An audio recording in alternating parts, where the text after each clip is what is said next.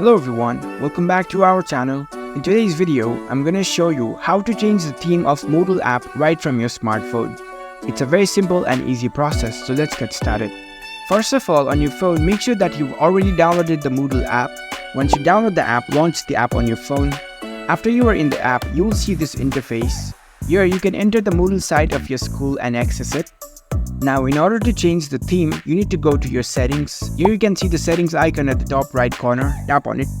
Now from the settings menu, choose the option general. Once you're in the general settings, here you can see the color scheme option.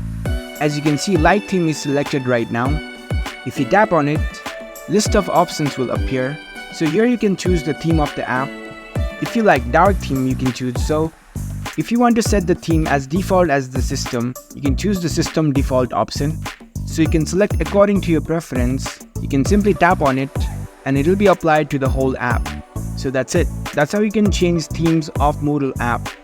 If you found this video helpful, don't forget to give this video a thumbs up and subscribe to our channel for more tech tips. Thank you for watching.